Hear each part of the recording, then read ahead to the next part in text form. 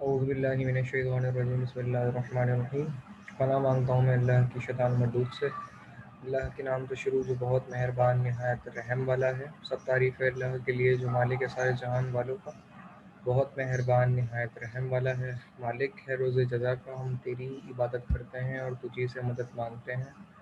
हमको सीधे रास्ता चला रास्ता उनका जिन पर तूने इनाम किया, ना कि उनका जिन पर तेरा ग़ज़ब हुआ और ना बहके हुए का। I welcome you all in the online session of power distribution and utilization. Hope you all are fine and having good health. Today, the topic of our online session is power factor. Power factor की अगर हम बात करें तो power factor एक essential entity है जो industrial, commercial और रेजिडेंशियल टैरिफ के अंदर एक एसेंशियल अपना रोल प्ले करती है। और पावर फैक्टर हमें एक तरह से सिस्टम में होने वाले लॉसेस के हवाले से भी आगाह करता है। और पावर फैक्टर पुअर होना हमारे सिस्टम के लिए बिल्कुल भी बेहतर नहीं है।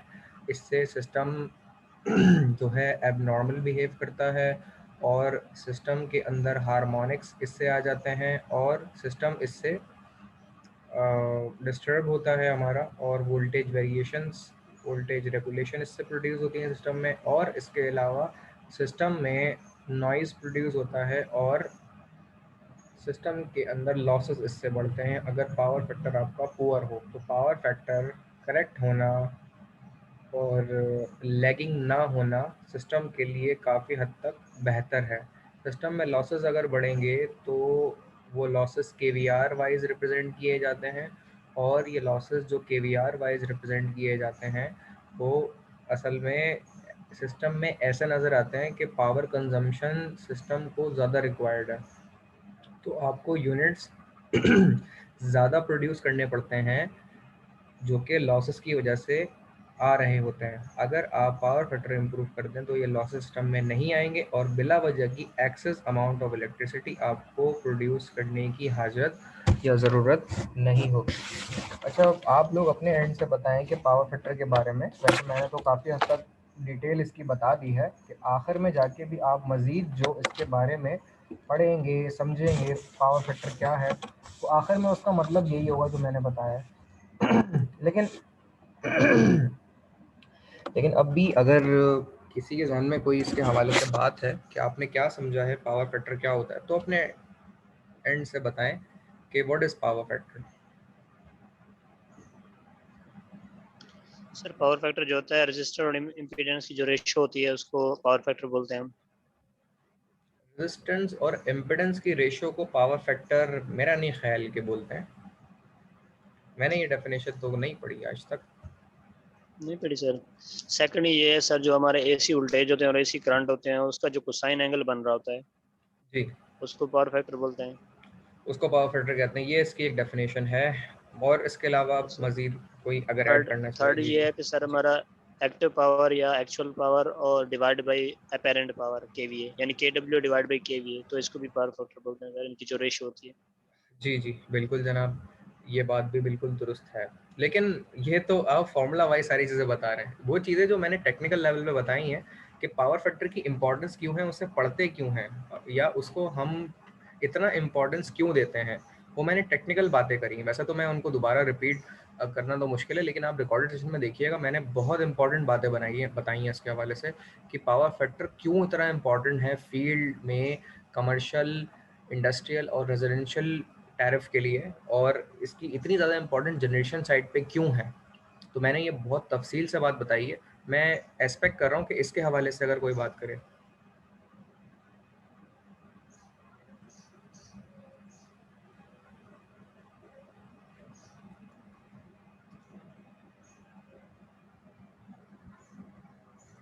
जी कोई और बताएं, या आशिक साहब आप बताएं। मैंने आई थिंक कुछ इंपॉर्टेंट बात बताई थी, लेकिन इसके हवाले से बताएं। सर जो हमारे लॉसेस हो रहे होते हैं उनको मिनिमाइज करने के लिए हम ये करते हैं, अपना पावर फैक्टर इम्प्रूवमेंट करते हैं सर। और दूसरी बात ये है कि सर अगर पावर फैक्टर में इम्प्रूवमेंट नहीं करेंगे तो हमारा जो करंट लेवल है वो बढ़ जाएगा। करंट लेवल बढ़ने से जो हमारे कंडक्टर का साइज़ है वो भी बढ़ जाएगा सर, उसमें कॉस्ट बहुत ज़्यादा आएगी।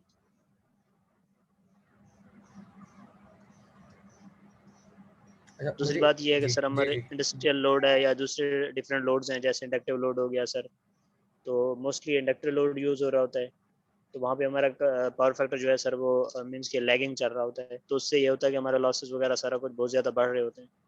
तो हम उसको इम्प्रूवमेंट बैलेंस रखने के लिए हम जो जनरेटिंग स्टेशन है या ग्रिड स्टेशन है वहाँ पे हम पावर फैक्टर को इम्प्रूव करते रहते हैं सर, कैपेसिटर बैंक्स वगैरह लगा के सर। अच्छा इसके अलावा और कौन से तरीके हैं जिससे पावर फैक्टर हम इम्प्रूव कर सकते हैं? सर उसमें सिंक्रोनस कंडेंसर है, जी और? फेज फेज एडवांसर है सर। अच्छा सिंक्रोनस कंडेंसर क्या होता है? सर सिंक्रोनस कंडेंसर ये होता है कि हमारी जो भी सिंक्रोनस मोटर्स वगैरह होती है ना सर, उसका हम यूटिलाइज करते हैं, उसको वो इस्तेमाल करके ना हम पावर फैक्टर को इम्प्रूवमेंट करते हैं।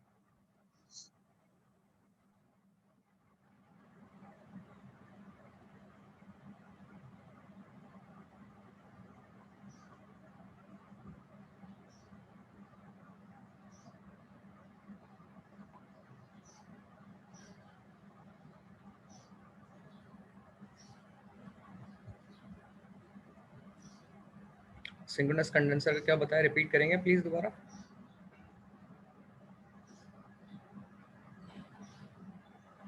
आशिक साहब, सिंक्रोनस कंडेंसर के हवाले से आपने क्या बताया था, रिपीट करेंगे? सर ये हमारी जो सिंक्रोनस मोटर होती है ना सर, जी जी। इसको यूज करके हम पावर फैक्टर को बेहतर करते हैं, तो उससे जो पावर फैक्टर बेहतर करने का मेथड होता है उसको हम सिंक्रोनस कंडेंसर बोलते हैं सर। बिल्कुल, इसमें मेरे दो सवाल हैं। एक तो ये है कि ये सिंक्रोनस मोटर कहाँ लगाई जाती है, और सिंक्रोनस, चलें पहले तो उसका जवाब दें, ये लगाई कहाँ जाती है जिससे पावर फैक्टर इंप्रूव हो जाता है? सर ये आप फीडर के सेंटर में भी कहीं लगा सकते हैं सर। जी बिल्कुल, इसको असल में हम लगाते हैं अपने लोड से पहले, ठीक है, लोड से पहले लगाते हैं ताकि पावर फैक्टर इंप्रूव कर दे ये। इसके अलावा फेज एडवांसर के मेथड आपने सही बताया, तीन तरह के मेथड हैं जिसके ज़रिए से हम पावर फैक्टर को इम्प्रूव करते हैं, लेकिन इसमें इकोनॉमिकल मेथड पावर फैक्टर को इम्प्रूव करने का स्टैटिक कैपेसिटर्स का है, जिसमें आप कैपेसिटर्स को लगाते हैं और उसके मुताबिक आप करते हैं।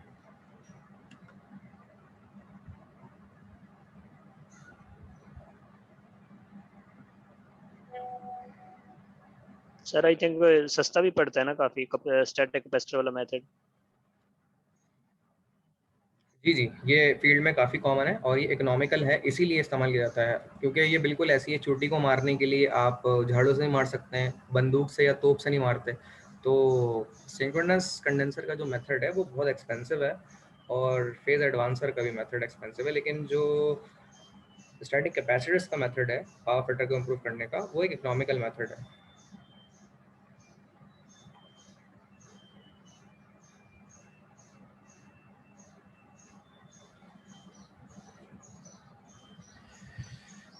तो कंटिन्यू करते हैं सेशन को। मज़ीद कोई सवाल किसी के जहन में हो तो पूछ लीजिए जनाब, नहीं तो हम आगे चलते हैं। बहुत बातें हो गई बगैर स्लाइड के। ये एक अच्छी बात है, देखें स्लाइड पे डिपेंडेंट नहीं होना चाहिए, हमारे पास इसके अलावा भी ऐसी बातें करने के लिए होनी चाहिए जो हम स्लाइड पे डिपेंडेंट ना रहें। नौ, पावर फैक्टर की बात करते हैं, तो जिस तरह आपने दो डेफिनेशन बताई थी, तीसरी भी एक बताई थी, वो मेरी नॉलेज में तो नहीं है, मैंने वो नहीं सुनी हुई, लेकिन होपफुली ऐसी डेफिनेशन ज़रूर होगी। तो ये दो डेफिनेशन, दो तीन डेफिनेशन मुझे भी याद थी, लेकिन फ़िलहाल बस थोड़ा बूढ़ा हो गया हूँ मैं, दो ही याद है मुझे भी जो आपने बताई। एक तो voltage current of the cosine angle, it's called a power factor, and the apparent power and real power ratio is called the power factor. तो पावर फैक्टर उसे कहते हैं, और कॉस थीटा को पावर फैक्टर कहा जाता है। In an AC circuit, there is generally a phase difference phi between voltage and current, जो आपने definition बताई बिल्कुल। The cosine of angle between voltage and current, that is called the cos phi, in an AC circuit is known as power factor. In a resistive circuit, the current and voltage are in phase and power factor is referred to as unity. तो power factor आपका refer किया जाता है unity की तरफ resistive load में। resistive load का power factor क्या होता है? unity। यूनिटी मतलब वन होता है। और रेजिस्टिव लोड हमारे कौन से होते हैं जनाब?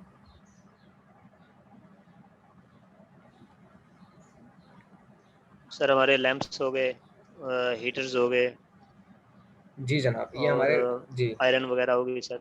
जी ये हमारे रेजिस्टिव लोड कहलाते हैं।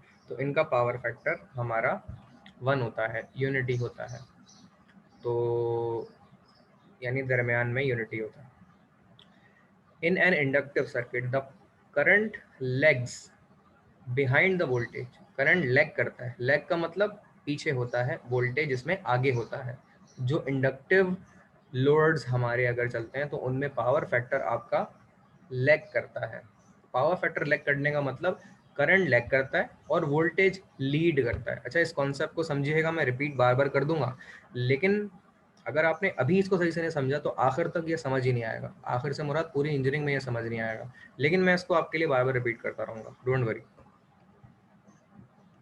मैं ये बता रहा था कि लोड 3 तरह के होते हैं, रेजिस्टिव लोड, इंडक्टिव लोड और कैपेसिटिव लोड। रेजिस्टिव लोड की हमने बात कर ली कि पावर फैक्टर उसमें यूनिटी होता है। अब हम बात करते हैं इंडक्टिव लोड की। इंडक्टिव लोड जो आपका होता है वो लोड्स होते हैं जिनमें कॉइल लगी हुई होती है, ठीक है, खासतौर पे रोटेटरी जो लोड्स होते हैं, स्पेसिफिकली हमारी रोटेटरी जो मोटर्स होती हैं, इंडक्शन मोटर, उनको आप इंडक्टिव लोड के तौर पे काउंट कर सकते हैं। अब the current legs behind the voltage, ठीक है, तो जो पावर फैक्टर होता है हमारा वो पावर फैक्टर जो हमारा होता है वो इंडक्टिव लोड का लैग करता है, ठीक है। इसको और स्पेसिफाई करते हैं, क्या लैग करता है पावर फैक्टर इंडक्टिव हो तो पावर फैक्टर लैग होने का मतलब कि इसमें करंट लैग करता है और वोल्टेज लीड करता है। अब इसका भी क्या मतलब है? इसका भी मतलब ये है कि करंट लैग करने का मतलब करंट होता है पीछे और वोल्टेज होता है इसमें आगे, ठीक है। तो इसका क्या मतलब है? ये निशानी होती है कि पावर फैक्टर आपका लैग कर रहा है और ये निशानी होती है आपका पावर फैक्टर पुअर है। क्या ये बात सारी समझ आ गई जो मैंने अलग अलग तरीकों से एक ही बात बताई है? Yes sir. कंटिन्यू करते हैं मजीद आगे।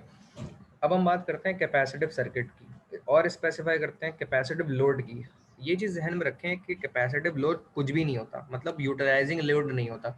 आपका ऐसा कोई भी सिस्टम या लोड नहीं जिसमें कैपेसिटिव लोड के तौर पे सिस्टम यूटिलाइज हो, ठीक है। तो आपका कोई भी ऐसा सिस्टम नहीं है जिसमें कैपेसिटिव लोड के तौर पे सिस्टम वो यूटिलाइज हो। तो उसमें करना ये होता है आपने कि फिर हम कैपेसिटर को लगाते क्यों हैं?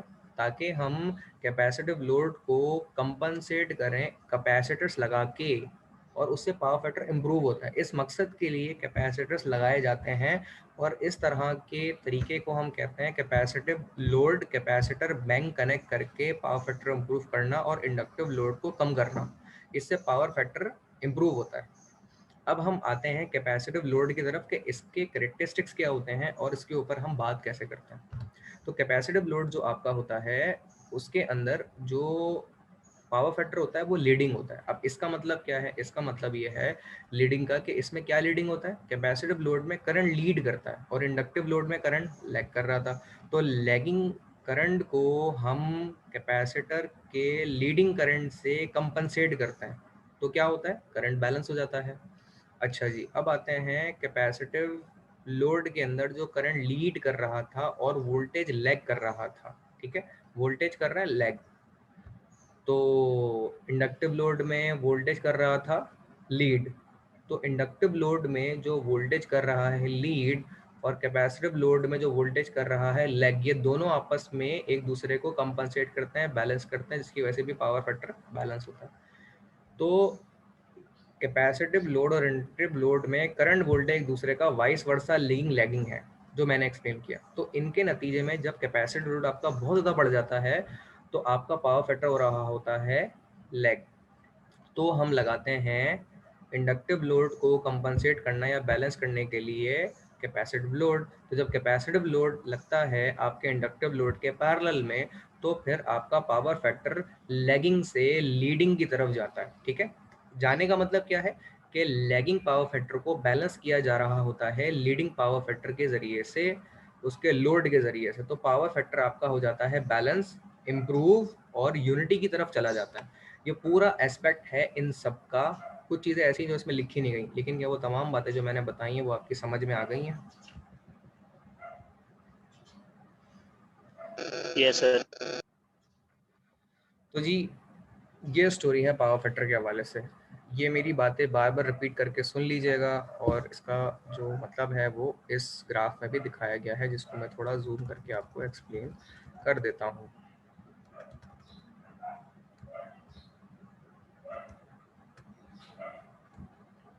अच्छा जी, अब ये देखें कि यहाँ पे कि जिस तरीके से ये आपका करंट है और ये आपका वोल्टेज है, तो अगर आपका यहाँ लाई करेगा ना करंट और वोल्टेज का वेक्टर, तो इसका मतलब करंट आपका लीड कर रहा है।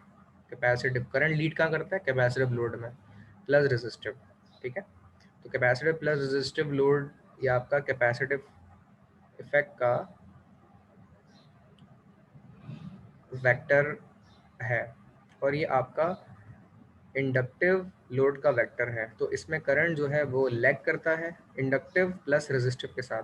तो नॉर्मली इंडक्टिव लोड में जो पावर फैक्टर का वेक्टर होता है वो इस तरह का होता है, तो चल रहा होता है। तो इसको इससे कंपनसेट किया जाता है और इसको बिल्कुल दरमियान में लाया जाता है, यानी यहाँ भी नहीं होगा यहाँ भी नहीं होगा, बल्कि दरमियान में कुछ यहाँ लाया जाता है, तो पावर फैक्टर इससे इम्प्रूव हो जाता है, ठीक है। तो यहाँ से हम फर्दर इसे बढ़ाते हैं, इम्प्रूव करते हैं।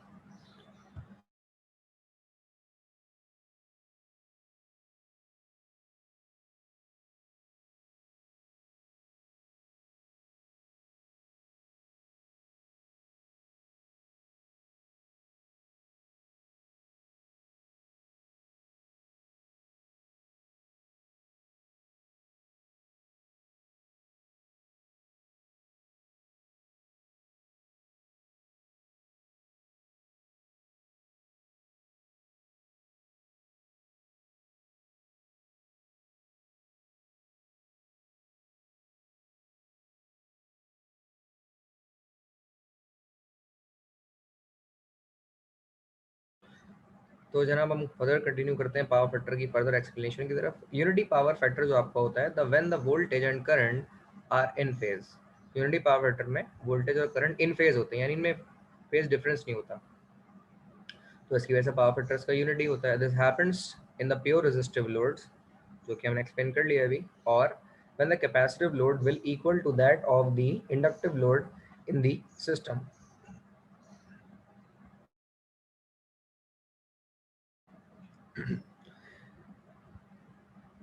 Now moving towards the lagging power factor. When the current lags behind the voltage, तो lagging के अंदर क्या होता है? करंट लैग करता है, यानी पीछे होता है, और वोल्टेज आगे होता है। This happens in the inductive load, जो जिसकी वजह से पावर फैक्टर पुअर होता है, लैगिंग होता है। लीडिंग पावर फैक्टर जो आपका होता है, इसमें हमारा क्या होता है? करंट जो है वो लीड करता है और वोल्टेज जो है वो लैग करता है। करंट लीड करने का मतलब करंट आगे जाएगा, ठीक है। देखें, रेजिस्टिव लोड में करंट और वोल्टेज दोनों बराबर होते हैं, इनमें फेज डिफरेंस नहीं होता, कोई लीड नहीं करता कोई लैग नहीं करता, दोनों इन फेज हैं, इसलिए पावर फैक्टर यूनिटी होता है। तो आपको असल में ये चीज बराबर लानी होती है, ठीक है। लैगिंग लीडिंग को खत्म करके वोल्टेज करंट को, अच्छा वोल्टेज जो है ना उसका फेजर बड़ा होता है, करंट का फेजर या वेव उसकी छोटी होती है। करंट की फेज की वेव छोटी है और वोल्टेज की जो वेव है वो बड़ी है। लेकिन छोटी बड़ी तो एक अलग सिनेरियो की बात हो गई, इनमें अगर आप गौर करें कोई पहले या बाद में शुरू नहीं हो रहा। लेकिन अगर हम बात करते हैं आपके लैगिंग पावर फैक्टर की, तो लैगिंग पावर फैक्टर किस लोड में होता है? सर लैगिंग जो होता है वो इंडक्टिव लोड में होता है sir. Lagging power factor inductive load में होता है, बिल्कुल जनाब। फर्दर अगर हम इसको एक्सप्लेन करें तो आप यहाँ गौर करें कि आपका जो करंट का है ना फेज वो आगे जा रहा है, सॉरी वोल्टेज आगे जा रहा है और करंट जो है वो पीछे है, तो इस वजह से हम इसे लैगिंग पावर फैक्टर कहते हैं। अब देखें वोल्टेज अगर फेज रेशो फेजर से देखें तो ऊपर जा रहा है, ये नीचे जा रहा है, तो इनमें जो फेज डिफरेंस क्रिएट होगा वो पावर फैक्टर का होगा और इससे पावर फैक्टर पुअर होगा। लेकिन अगर आप बात करें लीडिंग पावर फैक्टर की, तो लीडिंग पावर फैक्टर के अंदर जो वोल्टेज का फेजर होता है वो पीछे होता है और करंट का फेजर जो है वो आगे जाता है। फेजर या वेव फॉर्म कह लें उसको, रिप्रेजेंट हम यहाँ से करते हैं। उसी के बिहाफ पे हम ये 3 वेक्टर एनालिसिस डिस्कस कर लेते हैं। प्योर रेजिस्टिव लोड में करंट और वोल्टेज जो है वो इन फेज होता है, यानी इनमें फेज डिफरेंस नहीं होता, कोई आगे नहीं जाएगा कोई पीछे नहीं जाएगा। इसको यहाँ भी हम बात कर सकते हैं कि इंडक्टिव लोड के अंदर वोल्टेज आपका लीड करता है और करंट आपका लैग करता है, करंट पीछे होता है वोल्टेज आगे होता है, तो इसका मतलब पुअर पावर फैक्टर है, लैगिंग पावर फैक्टर है, ठीक है। और 90 डिग्री वोल्टेज करंट से लीड करता है, 90 डिग्री। आप देखें वोल्टेज के फेजर में और करंट के फेजर में 90 डिग्री का एंगल बन रहा है।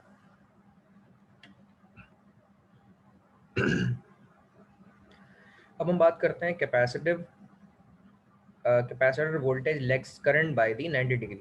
तो अगर आप यहाँ देखें कैपेसिटिव लोड में तो करंट इसमें लीड करता है और वोल्टेज इसमें लैग करता है बाय 90 डिग्री। तो ये तीनों सिनेरियो को ये और ये एक मरतबा देख लें, मैं 2 मिनट का बस ब्रेक लूँ और आप इसको रिपीट करके एक मरतबा पढ़ लें। इसी तरह कोई सवाल हो तो मुझसे पूछ लें, 2 मिनट का बस ब्रेक लेता हूँ मैं यहाँ पे।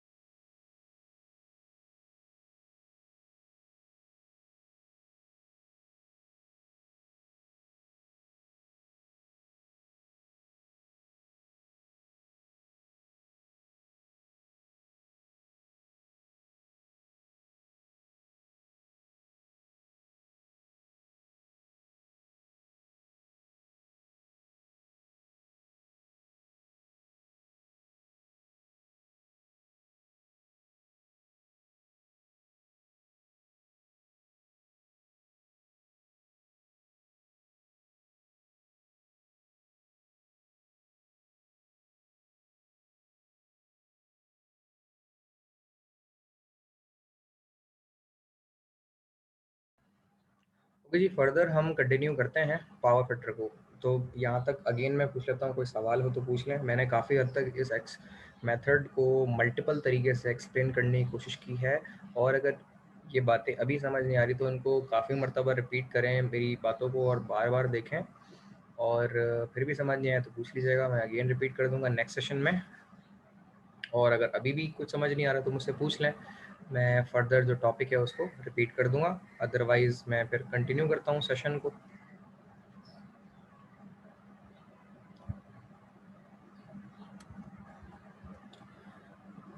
ओके तो फर्दर हम बात करते हैं voltage and current wave propagation for unity lagging and leading power factor. अच्छा, यूनिटी पावर फैक्टर होता है रेजिस्टिव लोड में, लैगिंग पावर फैक्टर होता है इंडक्टिव लोड में, लीडिंग पावर फैक्टर होता है कैपेसिटिव लोड में। तो प्योर रेजिस्टिव लोड में करंट और वोल्टेज की वेव आपस में इन फेज होती हैं। प्योर इंडक्टिव लोड में जो आपकी बल्कि हम और थोड़ा एक्सप्लेन करके बात कर लेते हैं। प्योर रेजिस्टिव लोड में आपकी करंट की वेव, वोल्टेज की वेव और पावर की वेव तीनों इन फेज होती हैं, एक जैसी। प्योर इंडक्टिव लोड में आपकी जो वोल्टेज की वेव होती है, जो ब्लू लाइन से रिप्रेजेंट हो रही है, वो आपकी आगे होती है, करंट की वेव फॉर्म पीछे होती है, और इन दोनों के कॉम्बिनेशन से पावर आपकी कम हो जाती है, जो रियल पावर होती है। समझ रहे हैं? तो इसका मतलब प्योर पावर फैक्टर से, प्योर इंडक्टिव लोड से पावर फैक्टर पुअर होता है और आपकी रियल पावर भी कम हो जाती है। जबकि रेजिस्टिव लोड में देखें उसका फेज भी बिगड़ जाता है, जबकि प्योर रेजिस्टिव लोड में वो चीज़ बेहतर है। इसका ये मतलब नहीं है कि आप इंडक्टिव लोड ना चलाएं, इसका मतलब है लोड ज़रूर चलाएं, लेकिन इंडक्टिव लोड चलाने का इम्पैक्ट क्या होता है यूटिलिटी पे और पावर की वेव पे और पावर क्वालिटी पे, खास तौर पे वो चीज़ मैं बताना चाह रहा हूँ आप लोगों को। दैट्स द रीज़न कि आप यहाँ पे जो ये देख रहे हैं कि पावर फैक्टर अगर हम wave wise propagation wise observe करें तो इसका क्या इम्पैक्ट आता है। फर्दर हम आते हैं प्योर कैपेसिटिव लोड की तरफ। तो इसमें जो करंट होता है वो लीड करता है, आगे जाता है, जबकि जो वोल्टेज है वो लैग करता है यानी पीछे होता है। इन दोनों के कॉम्बिनेशन से जो पावर की वेव होती है ना वो लीडिंग बनती है, समझ रहे हैं? तो इंडक्टिव को कैपेसिटिव से अगर कंबाइन करके इसका एनालिसिस किया जाए तो आप इसको ऑब्जर्व करें कि क्या होगा, इससे आपका सिस्टम बैलेंस होगा। यानी ये चीज़ अगर एक दूसरे के कंबाइन हो जाए, पैरेलल हो जाए, जो हम नॉर्मली कर रहे होते हैं पावर फैक्टर करेक्शन के ज़रिए से, तरीके से, हमारी लैब भी हैं दो इसके ऊपर ना, तो उनके ज़रिए से मैंने जो आपको रिकॉर्डेड सेशन की लैब कराई है, मैंने उनमें ये चीज़ करके भी दिखाई है आपको फिजिकली, ये तो मैं थ्योरेटिकली बता रहा हूँ। तो जब इनको हम कंबाइन करते हैं और इसको पैरेलली इंडक्टिव को कैपेसिटिव लोड से हम ज्वाइन करते हैं तो उसके नतीजे में सिस्टम कुछ इस तरह का हो जाता है, बैलेंस पावर फैक्टर, ठीक है, और बैलेंस हो जाती है पावर की वेव, और वोल्टेज और करंट की वेव भी एक दूसरे के इन फेज हो जाती है। उससे पावर फैक्टर आपका यूनिटी या इम्प्रूव हो जाता है। कोई सवाल यहाँ तक किसी के जहन में हो तो पूछ लीजिए, मैं रिपीट कर दूंगा अगेन, नहीं तो हम आगे चलते हैं।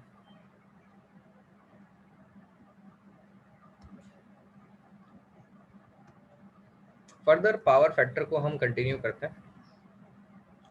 Consider N inductive circuit taking a lagging power factor. हम ये जानते हैं कि जो इंडक्टिव सर्किट होता है उसमें जो लैगिंग करंट होता है वो आई रिप्रेजेंट किया जाता है from supply voltage V, the angle of lag being phi, the circuit current I can be resolved into two perpendicular component, that is I cos phi in phase with B and I sin phi 90 degree out of phase with B।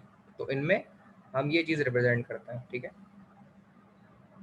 तो voltage current in phase cos phi और ये 90 degree represent किए जाता है। Component I cos phi जो आपका ये बनता है नोन एज एक्टिव पावर, ये आपकी एक्टिव पावर होती है, ठीक है, ये अपेरेंट होती है, और ये आपकी रिएक्टिव पावर होती है। तो हम अगर इसको triangular writing a triangle base देखें तो ये आपकी बेस होती है, ये परपेंडिकुलर होती है, और ये आपकी हाइपोटेन्यूज होती है। ये आपकी रियल पावर होती है, ये आपकी अपेरेंट पावर होती है, और ये आपकी रिएक्टिव पावर होती है। तो component I cos phi is known as active और वॉटफुल कंपोनेंट, ठीक है। ये इस पावर को हम मेजर करते हैं किलोवाट में। यहाँ आने वाली पावर जो होती है रिएक्टिव पावर, उसे कहते हैं हम केवीआर में मेजर करते हैं उसे, और जो यहाँ आने वाली अपेरेंट पावर है उसे हम केवीए में मेजर करते हैं, और ये वाली पावर जो कि रियल पावर होती है, एक्टिव पावर होती है, उसे हम किलोवाट में रिप्रेजेंट करते हैं। Component I sine phi is called the reactive और वॉटलेस कंपोनेंट। ये आपकी रिएक्टिव पावर, रिएक्टिव कंपोनेंट कहलाता है। तो पावर ट्रायंगल की अब हम बात करते हैं। Up till now, anyone of you have any kind of question, please feel free to discuss. I will explain you the kind of phenomena again and resolve your queries. If you have any query till now, please ask. Okay, power triangle की बात करते हैं। ये triangle है जो कि right angle triangle है, इसको पावर ट्रायंगल भी कहते हैं due to the power factor. और इसके अलावा भी इसे पावर ट्रायंगल क्यों कहते हैं, क्योंकि इसमें जितनी पावर तीन होती है ना, ये true power, total apparent power और इसको रिएक्टिव पावर कहते हैं। तो इन पावर की वजह से इसे पावर ट्रायंगल भी कहा जाता है, क्योंकि इसे हम पावर रिप्रेजेंटेशन और पावर फैक्टर रिप्रेजेंटेशन के लिए राइट एंगल ट्रायंगल को इस्तेमाल करते हैं। The reactive power is neither consumed in the circuit nor it does any useful work. जो रिएक्टिव पावर होती है कोई यूजफुल काम भी नहीं करती, ये सिर्फ एक लॉस का बाइस बनती है सिस्टम में, ये जहन में रखिएगा, ठीक है। इससे कोई काम नहीं होता लेकिन ये लॉस का बाइस बन रही होती है। It merely flows back and fourth, system के अंदर ही आ भी रही होती है और निकल भी रही होती है, ठीक है। ये अजीब सी एक चीज़ होती है ना, आ रही है जा रही है बस सिस्टम के अंदर, और बिला वजह में अपना सिर्फ जगह घेर के रखती है ये, और लॉस का बाइस बनती है, ये कंज्यूम भी नहीं होती और एक लॉस का बाइस बनी रहती है। डायरेक्शन इन दी सर्किट, यानी आ रही है जा रही है, एक डायरेक्शन सर्किट का बनी हुई है। अब watt meter does not measure the reactive power, और सबसे अहम चीज़ ये है कि अगर आप एक वॉट मीटर लगा भी लें तो उसमें रिएक्टिव पावर की मेजरमेंट भी नहीं आती, सबसे एक बड़ी चीज़ ये। Real power is completely utilise, अच्छा मैं 1 मिनट का ब्रेक लेता हूँ।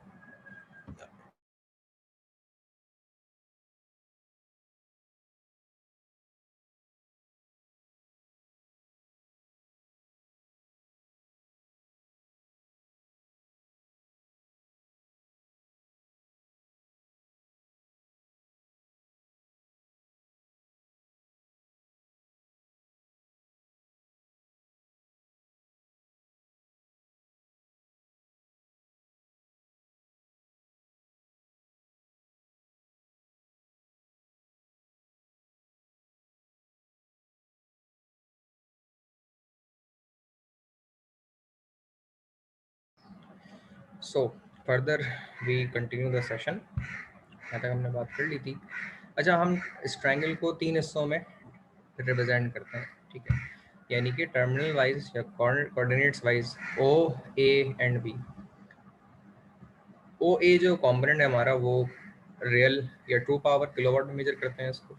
We I cos phi component and represent in real active and true power कहते हैं इसे। इट मेजर इन वॉट और इन किलोवाट। फर्दर अगला जो हमारा कंपोनेंट है वो ए बी है। इसको अगर आप देखें ट्रायंगल में, ये रिएक्टिव पावर, इसको वी आई साइन फाई कहते हैं and represent the reactive power में से कहते हैं, ये लॉस पावर भी कहलाता है ये, इन वी ए आर और के वी आर में से मेजर करता है। अगर हम बात करें ओ बी कॉम्पोनेंट यानी कि ये पावर, इसे अपेरेंट पावर कहते हैं और टोटल पावर भी कहते हैं। तो V I and represent the apparent और टोटल पावर। इन इसे हम मेजर करते हैं वी ए में और के वी ए में मेजर करते हैं। From the figure we can find total power, यानी इसको अंदर फिर हम वो लॉ लगाते हैं Pythagoras theorem, that is we called hypotenuse का स्क्वायर इक्वल टू बेस का स्क्वायर प्लस परपेंडिकुलर का स्क्वायर, को हमने यहाँ पे लगा दिया, यानी टोटल पावर का square plus 2 power square plus reactive power का स्क्वायर। फर्दर हम इसको रिप्रेजेंट करते हैं यहाँ पे, जो कि आपकी टोटल पावर के वी ए है का स्क्वायर इक्वल टू किलोवाट का स्क्वायर प्लस के वी आर का स्क्वायर।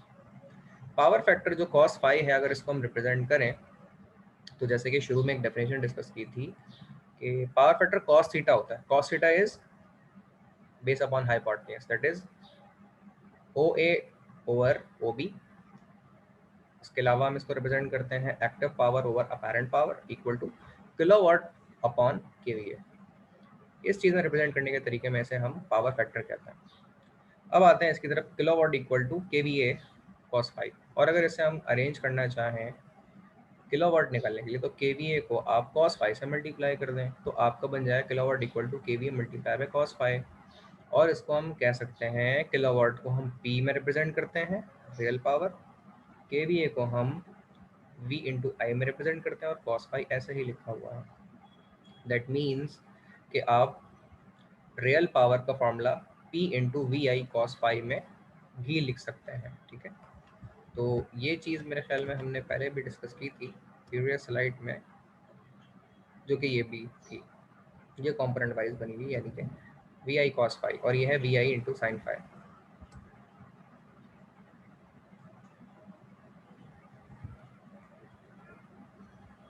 नाउ मूविंग टुवर्ड्स, अब तो हमने यहाँ पे डिस्कस कर ली वैल्यू या फॉर्मूला किलोवाट का, जो कि लिखा हुआ भी है। फर्दर अब हम बात करते हैं पावर ट्रायंगल की तरफ। पावर ट्रायंगल जो है वो K V R equal to K V A into sine phi, और अब इसको आप फर्दर अरेंज करना चाहें के वी ए को, तो वो किलोवाट अपॉन कॉस फाई बनता है, ठीक है। अच्छा sine phi upon cos phi tangent phi भी बन जाता है, तो एक अरेंजमेंट इस फॉर्मूले की ये भी है, ठीक है, जो कि यहाँ लिखा हुआ भी है। Sine theta sine phi upon cos phi become tangent phi, और एक किलोवाट में भी रिप्रेजेंट की जाती है। और फिर ये फॉर्मूला के वी आर कैसे बने, यानी अगर आपके पास किलोवाट हो और थीटा आपके पास हो। अच्छा थीटा कैसे निकाल सकते हैं, जैसे कॉस फाई आपका, सॉरी थीटा नहीं है फाई है वो, कॉस फाई तो आपका पावर फैक्टर है, तो अगर आपको यहाँ पे फाई लिखना हो तो कैसे निकालेंगे? सर cos को इन्वर्स कर देंगे, सेकंड साइड पे जाके जो उसकी वैल्यू होगी उसका इन्वर्स जैसे लेंगे cos इन्वर्स, तो हमारी फाई की वैल्यू आ जाएगी। जी जनाब बिल्कुल, इसका यही तरीका होता है कि आपको अगर कॉस फाई का फाई निकालना हो तो कॉस को इन्वर्स कर दें राइट साइड पे, तो उसका आप इन्वर्स निकाल लें कॉस का, आपको वैल्यू मिल जाएगी एंगल की फाई की, और वो एंगल यहाँ पे प्लेस कर दें, उसका टेंजेंट ले लें और रियल पावर को उससे मल्टीप्लाई करते हैं, तो आपके पास KVR सिस्टम के अंदर कितना है, यानी वो पावर जो रियल में कंज्यूम हो रही थी, अगर उसका आपको निकालना है KVR, तो उसको निकालने का तरीका होता है। और KVR के मुताबिक आपका 3 फेज का कैपेसिटिव बैंक लगता है, कैपेसिटर प्लांट लगता है, वो आपने देखा होगा फील्ड में जितने भी PFI प्लांट्स होते हैं वो KVR रेटिंग के अंदर आते हैं। तो इस तरह से वो निकाले जाते हैं और उसके मुताबिक फिर उसको डिवाइड करते हैं। 3 फेज के जो कैपेसिटर पावर फैक्टर इंप्रूवमेंट के होते हैं वो KVR की रेटिंग में आते हैं, ठीक है। अगर आपने वो देखे हो तो वो 100 KVR, फिर आधा डिवाइड करते हैं तो 50 KVR, फिर उसको आधा डिवाइड करते हैं, आधे से मुराद कैपेसिटर आते हैं 50 KVR कैपेसिटर, 25 KVR कैपेसिटर, 12.5 के कैपेसिटर, फिर 6.25 के कैपेसिटर, तो KVR कैपेसिटर। ये 3 फेज पावर फैक्टर इंप्रूवमेंट के कैपेसिटर होते हैं जिनमें 3 terminal wise delta connected capacitor connect किए जाते हैं। होपफुली अगर ये देखें तो मेरी बातें आपको समझ आ रही होंगी कि मैं क्या बात कर रहा हूँ। फर्दर मोर हम इस पैराग्राफ को डिस्कस करके आज के सेशन को एंड करते हैं, फिर इंशाल्लाह हम कल की क्लासेस भी डिस्कस करेंगे कल की क्लास में, या फिर आज शाम भी कुछ क्लास पॉसिबल हो सके तो हम लेंगे। पावर ट्रायंगल हम डिस्कस कर रहे हैं। फॉर लीडिंग करंट्स की अगर हम बात करें, लीडिंग करंट कौन प्रोड्यूस करता है, कैपेसिटिव लोड जो करंट प्रोड्यूस करता है वो लीडिंग करंट होता है, जिसकी वजह से इंडक्टिव लोड का लैगिंग करंट कैपेसिटिव लोड के लीडिंग करंट से कंपनसेट होता है, बैलेंस होता है और पावर फैक्टर इंप्रूव होता है। The power triangle becomes reverse, ठीक है। तो वो रिवर्स ऐसे हो जाता है, वो आपको याद होगा पहले ना झुका हुआ था, इस तरफ था। ये है इंडक्टिव लोड की वजह से पावर ट्रायंगल का शेप, और ये है कैपेसिटिव लोड की वजह से पावर ट्रायंगल का शेप, ठीक है। तो capacitive load power capacitive load की वजह से या लीडिंग करंट की वजह से जो पावर ट्रायंगल बनता है उसकी डायरेक्शन इस जानिब होती है, और इंडक्टिव लोड की वजह से जो ट्रायंगल बनता है पावर ट्रायंगल उसकी डायरेक्शन इस जानिब होती है। तो इन दोनों में ये फर्क है। The power triangle becomes reverse, this fact provides a key to power factor improvement if a device taking leading reactive power, as an example capacitor, is connected in parallel में कनेक्ट होते हैं। जैसे मैंने बताया था आपको कि कैपेसिटर जो आपके होते हैं वो आपके इंडक्टिव लोड के साथ पैरेलल में कनेक्ट होते हैं to improve the power factor and compensate the lagging current with the leading current to improve the power factor with the load.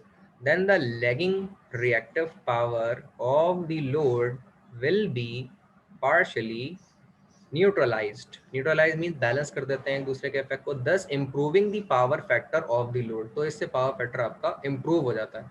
अब देख रहे हैं अगर आप इसके प्रीवियस वाले ट्रायंगल को देखें, ये नीचे वाले इफेक्ट को, नेगेटिव इफेक्ट को, ये नीचे जा रहा है ना, नेगेटिव KVR है, नेगेटिव KVR इंडक्टिव लोड में प्रोड्यूस होती है, तो ये पॉजिटिव KVR से कंपनसेट होती है और ये पावर ट्रायंगल जो है थोड़ा ऊपर से नीचे हो जाता है, थोड़ा बैलेंस हो जाता है। तो इस तरीके से हम पावर फैक्टर को यहाँ पे इम्प्रूव करते हैं। तो आज के सेशन को हम यहाँ पे एंड करते हैं, और if you have any kind of question or query in today's session, you may ask, I will repeat the kind of question, repeat the kind of topic and answer your kind of question. If you have any kind of question, please ask. Otherwise, I end today's session, और इंशाल्लाह we again continue the session in evening time. मैं link इंशाल्लाह आपसे share कर दूंगा WhatsApp group पे, और आज के सेशन को यहाँ पे एंड करते हैं। अल्लाह हाफ़िज़।